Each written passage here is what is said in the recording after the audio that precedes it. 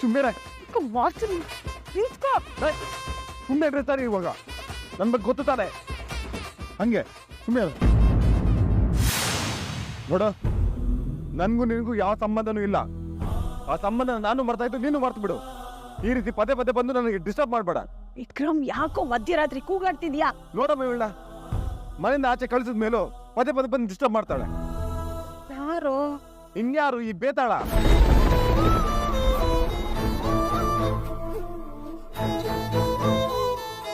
ಆಗಿರೋ ಎಂಗೇಜ್ಮೆಂಟ್ನ ಮುರಿಬೇಕಂತೆ. ನಾನು ಹೇಳಿದೆ ಇದನ್ನ ಇಷ್ಟಪಟ್ಟು ಮಾಡಿರೋದಲ್ಲಮ್ಮ, ನಮ್ಮ ಅಮ್ಮನ ಬಲವಂತಕ್ಕೆ ಮಾಡಿರೋದಂತ. ಆದ್ರೂ ಕೇಳ್ತಾನೆ ಅಲ್ಲ ನೋಡು.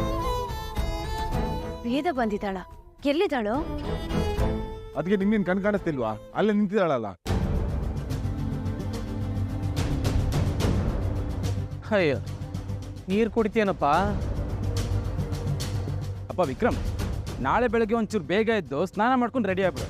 ಆಂಜನೇಯನ ದೇವಸ್ಥಾನಕ್ಕೆ ಹೋಗಿ ನಿನಗೊಂದು ತಾಯ್ತ ಕಟ್ಟಿಸ್ಕೊಂಡ್ ಬಂದ್ಬಿಡೋಣ. ಏಯ್ ತಾಯ್ತಾನೆ ಯಾಕೋ? ನಿನಗೆ ಗಾಳಿ ಸೋಕಿದೆ ಕಣೋ, ಅದಕ್ಕೆ. ಜಯ, ತಪ್ಪು ಮಾಡಿದವನಿಗೆ ಮನಸ್ಸಾಕ್ಷಿ ಚುಚ್ತಾ ಇರುತ್ತಂತೆ. ಅದಾಗ್ತಾ ಇದೆ ಈಗ. ನೀನು ಮಲಗುವಾಗ ವೇದನ್ ನೆನೆಸ್ಕೊಂಡೆ ಮಲಗ್ದೆ ಅನ್ಸುತ್ತೆ. ಅದಕ್ಕೆ ಅವಳು ಭ್ರಮೆ ನಿನ್ನನ್ನು ಕಾಡ್ತಾ ಇದೆ. ಅದು ಅಪ್ಪ ವಿಕ್ರಮ್, ವೇದ ಇಲ್ಲಪ್ಪ ಇಲ್ಲಿ. ನೀನು ನಿದ್ದೆ ಮತ್ತಿಂದ ಮೊದಲು ಆಚೆ ಬಾ. ಹೋಗಿ ಮಲ್ಕೋ, ಹೋಗೋ. ತುಂಬ ತಲೆ ಕೆಡಿಸ್ಕೋಬೇಡ. ವಿಷ್ಣು, ವೆಂಕಿ, ಹೋಗಿ ಮಲ್ಕೊಳ್ಳಿ. ಹೋಗಿ. ಸರಿ, ನೀವು ಹೋಗಿ ಮಲಗ್ರಮ್ಮ.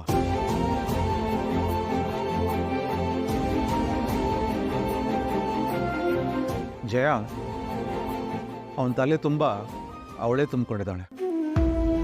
ಅವಳನ್ನ ನೀನು ಇವನಿಂದ ದೂರ ಮಾಡಿರ್ಬೋದು, ಆದರೆ ಅವನ ಮನಸ್ಸಿಂದ ದೂರ ಮಾಡೋಕ್ಕೆ ಸಾಧ್ಯ ಇಲ್ಲ. ಅರ್ಥ ಮಾಡು. ಈಗಲೂ ಕಾಲ ಮಿಂಚಿಲ್ಲ.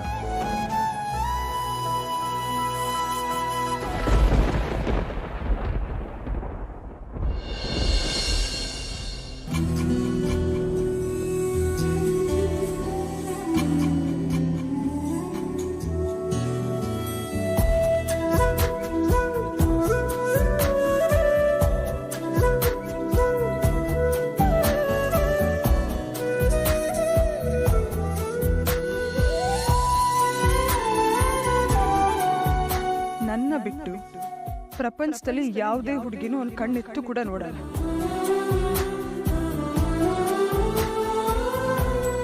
ನಾನು ನಂಬಿರೋ ಸಿದ್ಧಾಂತನೇ ಇವತ್ತು ಸುಳ್ಳಾಗ್ತಿದೆಯಲ್ಲ ದೇವ್ರೆ. ವಿಕ್ರಮ್ ನನ್ನ ಕಣ್ಣೆತ್ರಗಳನ್ನ ಎಂಗೇಜ್ಮೆಂಟ್ ಮಾಡ್ಕೊಂಡ. ನಾನು ಬಲವಂತವಾಗಿ ಮಾಡ್ಕೊಂಡು ಇಲ್ಲ ಇಷ್ಟಪಟ್ಟು ಮಾಡ್ಕೊಂಡು ನನಗೊಂದು ತಿಳಿತಿಲ್ಲ. ಲೈಫಲ್ಲಿ ಅಪ್ಸ್ ಆ್ಯಂಡ್ ಡೌನ್ಸ್ ಇರುತ್ತೆ ಅಂತ ಕೇಳಿದ್ದೆ, ಆದರೆ ನನ್ನ ಕಣ್ಣು ಮುಂದೆ ಇಷ್ಟೆಲ್ಲ ಆಗುತ್ತೆ ಅಂತ ನನಗೆ ಗೊತ್ತಿರಲಿಲ್ಲ.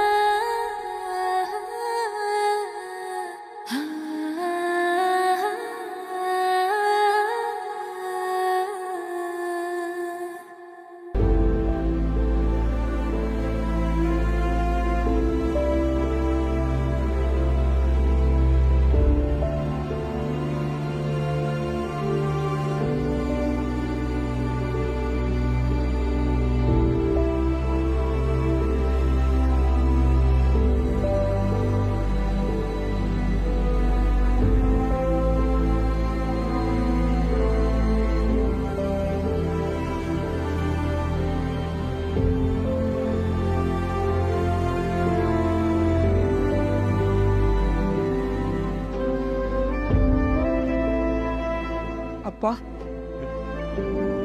ತುಂಬ ಲೇಟ್ ಆಗಿದೆ, ನೀವಿನ್ನೂ ಮಲ್ಗೆ ಅಲ್ಲ. ಯಾವುದೋ ಕೇಸು ಓದ್ತಾ ಸಮಯ ಹೋಗಿದೆ ಗೊತ್ತಾಗಲಿಲ್ಲ. ತುಂಬ ಇಂಟ್ರೆಸ್ಟಿಂಗ್ ಕೇಸ್ ಅನ್ಸುತ್ತೆ. ಇಂಟ್ರೆಸ್ಟಿಂಗ್ ಅಲ್ಲ, ಜೀವ ಬೆಚ್ಚಿ ಬೀಳಿಸುವಂಥ ಕೇಸು. ಮರ್ಯಾದಾ ಹತ್ಯೆ. ಮರ್ಯಾದಾ ಹತ್ಯೆನು? ಹಾ. You mean honour killing?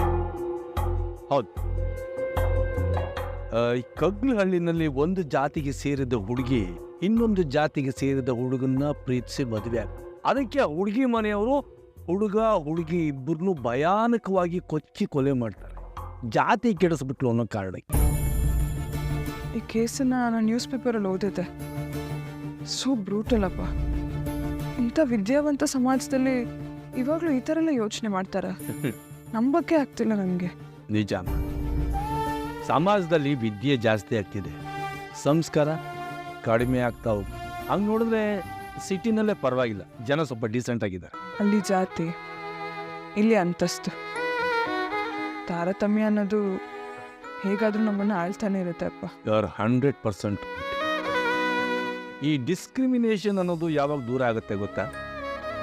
ಅನ್ಯಾಯ ಆದವನು ಅದರ ವಿರುದ್ಧ ಸಿಡಿದು ಎದ್ದಾಗ ಬದುಕು ತೋರಿಸ್ತೀನಿ ಅನ್ನೋ ಸವಾಲನ್ನು ಸ್ವೀಕರಿಸ್ತೀನಿ. You absolutely right. ಪ್ರತಿಯೊಬ್ಬರು ಕೂಡ ಈ ಥರದ ಚಾಲೆಂಜ್ ತಗೊಳ್ಳೇಬೇಕು. ಮತ್ತು ನೀನು ಯಾಕೆ ತಗೋತಿಲ್ಲ? ಅಲ್ಲಮ್ಮ, ಯಾರೋ ಒಬ್ಬ ಬಲವಂತವಾಗಿ ನಿನಗೆ ತಾಳಿ ಕಟ್ತಾನೆ, ಅವನನ್ನು ಒದ್ದು ಕಾನೂನಿನ ಪ್ರಕಾರ ಶಿಕ್ಷೆ ಕೊಡಿಸೋದು ಬಿಟ್ಟು ತಾಳಿಯನ್ನು ನೆಪ ಮಾಡಿಕೊಂಡು ಅವನ ಮನೆಗೆ ಹೋಗ್ತೀಯ. ದೇವರು ಕಟ್ಟಿರೋ ಬಂದ ಅಂತ ಅದಕ್ಕೊಂದು ಹೆಸರು ಬೇರೆ ಕೊಡ್ತೀಯ. ಪ್ರಾಬ್ಲಮ್ ಅಲ್ಲಿಗೆ ಸಾಲ್ವ್ ಆಗುತ್ತಾ? ಇಲ್ವಲ್ಲ. ಅವನು ನಿನ್ನ ಮನೆಯಿಂದ ಆಚೆ ಹಾಕಿದ ಮೇಲೂ, ನಿನ್ನನ್ನು ಬಿಟ್ಟು ಇನ್ನೊಂದು ಹುಡುಗಿ ಜೊತೆ ಎಂಗೇಜ್ಮೆಂಟ್ ಮಾಡ್ಕೊಂಡ ಮೇಲೂ ನೀನು ನಿನ್ನ ಬಗ್ಗೆ ಯೋಚನೆ ಮಾಡದೆ ಅವನ ಬಗ್ಗೆನೇ ಯೋಚನೆ ಮಾಡ್ತಿದ್ಯಾ. ಇಷ್ಟಕ್ಕೂ ನೀನೇನು ಪ್ರಪಂಚ ಅರಿಯದ ಹುಡುಗಿ ಅಲ್ಲ, ವಿದ್ಯೆ ಬುದ್ಧಿ ಇಲ್ದೋಳಲ್ಲ. ಆದರೂ ಆಗಿರೋ ಅನ್ಯಾಯದ ವಿರುದ್ಧ ಹೋರಾಟ ಮಾಡಿದ್ಯಾ? ಇಲ್ಲ. ಹೋಗ್ಲಿ, ಬದುಕು ತೋರಿಸ್ತೀನಿ ಅನ್ನೋ ಉತ್ಸಾಹ ನಿನ್ನಲ್ಲಿದೆಯಾ? ಅದು ಇಷ್ಟೆಲ್ಲ ಬ್ಯಾಕ್ಗ್ರೌಂಡ್ ಇರೋ ನೀನೇ ಹೀಗಿರೋವಾಗ ಇನ್ನು ಕೆಳಸ್ತರದಲ್ಲಿರೋ ಜನ ಸವಾಲನ್ನು ಹೇಗೆ ಸ್ವೀಕರಿಸ್ತಾರೆ? ತಾರತಮ್ಯದ ವಿರುದ್ಧ ಹೇಗೆ ಹೋರಾಟ ಮಾಡ್ತಾರೆ? ನೋಡಮ್ಮ ವೇದ, ನನ್ನ ಉದ್ದೇಶ ಯಾವುದೋ ಒಂದು ಪಾಯಿಂಟ್ ಇಟ್ಕೊಂಡು ನಿನ್ನನ್ನು ಹಳಿಬೇಕು ಅಂತಾಗಲಿ ಸೋಲಿಸ್ಬೇಕು ಅಂತಾಗಲಿ ಇಲ್ಲಮ್ಮ. ಸೋತಿರೋ ನೀನು ಮತ್ತೆ ಗೆಲ್ಲಬೇಕು, ಹೊಸ ಬದುಕನ್ನು ಕಟ್ಕೋಬೇಕು, ನಿನಗೆ ತಕ್ಕ ಹಾಗೆ ನೀನು ಬದುಕಬೇಕು ಅನ್ನೋ ಉದ್ದೇಶ ಅಷ್ಟೇ. Please think about it.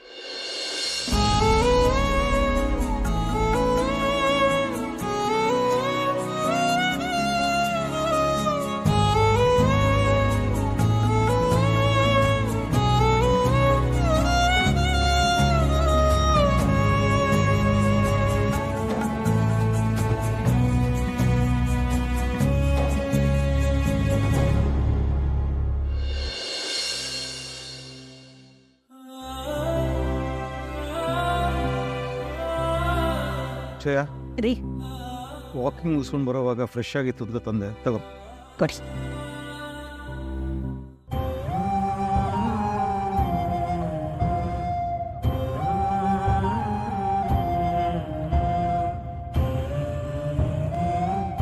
Bus, ತರಕಾರಿ ಎಲ್ಲ ಹೆಚ್ಚಾಯ್ತಾ? ಹಾಂ ಅತ್ತೆ, ತರಕಾರಿ ಹೆಚ್ಚಿದ್ದಾಯ್ತು, ಮಸಾಲ ರುಬ್ಬಿಡ್ತೀನಿ. ಅಯ್ಯಯ್ಯೋ, ಈಗ ಬೇಡ. ಇಡೀ ರಾತ್ರಿ ಪಾಪ ಮಲಗಿಲ್ಲ ಅವನು. ಸ್ವಲ್ಪ ಹೊತ್ತು ಮಲಗಲಿ, ಅವ್ನು ಎದ್ಮೇಲೆ ಮಾಡೋವಂತೆ. ಸರಿ ಅತ್ತೆ, ಅನ್ನಕ್ಕೆ ಇಡ್ತೀನಿ. ಸರಿ.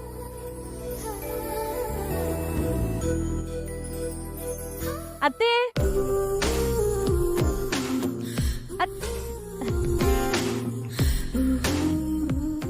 ಸಾಕ್ಷಿ,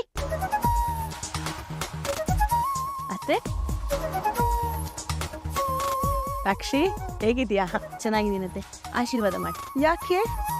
ಹುಟ್ಟದಬ್ಬನಾ? ಇಲ್ಲ ಅತ್ತೆ, ದೇವಸ್ಥಾನಕ್ಕೆ ಹೋಗಿದ್ನಾ, ಹಾಗೆ ನಿಮ್ಗೆ ನೋಡ್ಕೊಂಡು ಹೋಗೋಣ ಅಂತ ಬಂದೆ. ಹೌದಾ? ಒಳ್ಳೇದು ಮಾಡಿದೆ. ಅಯ್ಯೋ, ಇದೇನಿದು, ನಮ್ಮ ಯಜಮಾನರು ರೂಮಲ್ಲಿ ಮಲ್ಗೋದ್ ಬಿಟ್ಟು ಹಾಲಲ್ಲಿ ಮಲ್ಗ್ಬಿಟ್ಟಿದ್ದಾರೆ. ಯಾಕೋ ಅವನಿಗೆ ರೂಮಲ್ಲಿ ಸರಿಯಾಗಿ ನಿದ್ದೆ ಬರ್ತಿಲ್ವಂತೆ, ಅದಕ್ಕೆ ಇಲ್ಲಿ ಬಂದು ಬಿದ್ಕೊಂಡಿದ್ದಾನೆ. ನೆತ್ತಿ ಮೇಲೆ ಸೂರ್ಯ ಬಂದ್ರು ಇನ್ನೂ ಮಲ್ಗಿದ್ರೆ ಹೇಗ್ ಬಾವ? ನೀನುಂಟು, ನಿಮ್ಮ ಯಜಮಾನ್ರುಂಟು.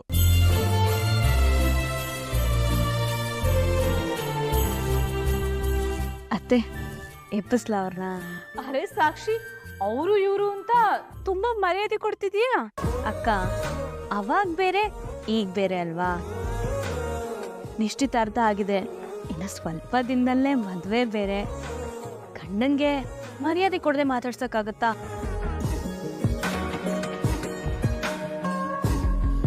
ಅವ್ನಿಗೆ ಎಪ್ಸೋ ಅಧಿಕಾರ ಇರೋದು ಈಗ ಮೇಲೆ ನಿನಗೆ ಸಾಕ್ಷಿ. ಹೋಗಿ ಎಪ್ಸು ಹೋಗು. ಸರಿ ಅತ್ತೆ.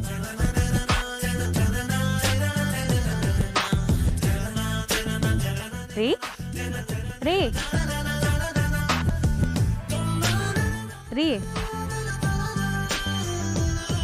ರೀ ಅತ್ತೆ ಏನಿದು ಎಷ್ಟು ಹೇಳಿದ್ರು ಎದ್ದೇಳ್ತಾನೆ ಇಲ್ಲ